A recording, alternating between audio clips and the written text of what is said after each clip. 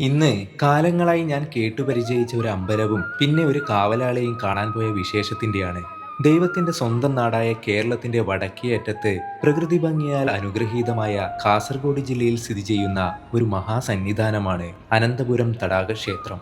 നൂറ്റാണ്ടുകളുടെ ചരിത്രവും അതിശയകരമായ ഐതിഹ്യങ്ങളും ഉറങ്ങുന്ന ഈ ക്ഷേത്രം തിരുവനന്തപുരം പത്മനാഭസ്വാമി ക്ഷേത്രത്തിന്റെ മൂലസ്ഥാനമാണെന്ന് വിശ്വസിക്കപ്പെടുന്നു. ഒരു വലിയ തടാകത്തിന്റെ നടുവിലായാണ് ഈ ക്ഷേത്രം സ്ഥിതി ചെയ്യുന്നത്. കുന്നുകളാൽ ചുറ്റപ്പെട്ട ഈ പ്രദേശം പ്രകൃതിയുടെ ഒരു മടിത്തട്ട് പോലെ മനോഹരമാണ്. സർപ്പക്കെട്ട് എന്നറിയപ്പെടുന്ന അപൂർവമായ ചുറ്റുമതിലാണ് ഈ ക്ഷേത്രത്തിന്റെ മറ്റൊരു സവിശേഷത. പാമ്പുകൾക്ക് പോലും കടന്നുപോകാൻ കഴിയാത്ത രീതിയിലുള്ള ഈ നിർമ്മാണം വാസ്തുവിദ്യയുടെ ഒരു അത്ഭുതം തന്നെയാണ്. മഹാഭക്തനായ വില്വമംഗലം സ്വാമികളുമായി ബന്ധപ്പെട്ടതാണ് ഈ ക്ഷേത്രത്തിന്റെ ഐതിഹ്യം.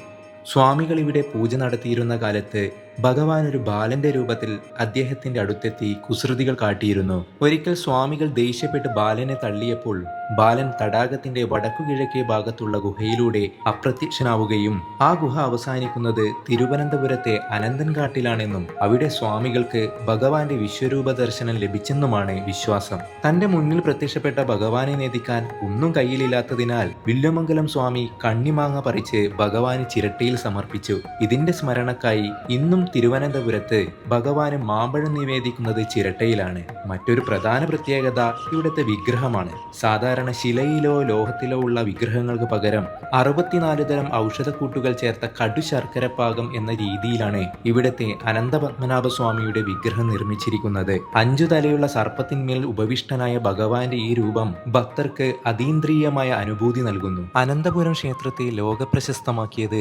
തടാകത്തിലെ സസ്യാഹാരി എന്ന് പറയപ്പെടുന്ന ബബിയ എന്ന മുതലയാണ്. ക്ഷേത്രത്തിലെ നിവേദ്യം കഴിച്ച് വളരുന്ന ഈ മുതല ഭഗവാന്റെ കാവൽക്കാരനായി അറിയപ്പെടുന്നു. 1945 ഒരു ബ്രിട്ടീഷ് പട്ടാളക്കാരൻ അന്നത്തെ മുതലയെ വെടിവെച്ചു കൊന്നുവെങ്കിലും തൊട്ടു പിന്നാലെ മറ്റൊരു മുതല തടാകത്തിൽ പ്രത്യക്ഷപ്പെട്ടു. 2022 ബബിയ വിടവാങ്ങിയ ശേഷം ഒരു കുഞ്ഞു മുതല ഇപ്പോൾ ഈ തടാകത്തിൽ കാണപ്പെടുന്നുണ്ട്. അതിനെയും ബബിയ എന്ന് തന്നെയാണ് പേരിട്ട് വിളിച്ചിരിക്കുന്നത്. പൂജാ സമയത്ത് ശ്രീകോവിലിനടുത്തേക്കെത്തി നിവേദ്യച്ചോറ് കഴിക്കുന്ന മുതല പലർക്കും ഒരു അത്ഭുതം തന്നെയാണ്. ആധ്യാത്മികതയും പ്രകൃതിയുടെ വശ്യതയും ഒത്തുചേരുന്ന ഒരിടം. ശാന്തിയും സമാധാനവും തേടുന്ന ഏതൊരു ഭക്തനും സന്ദർശിക്കേണ്ട പുണ്യഭൂമി. അതാണ് അനന്തപുരം തടാക ക്ഷേത്രം. വിശേഷങ്ങൾ തുടരാം.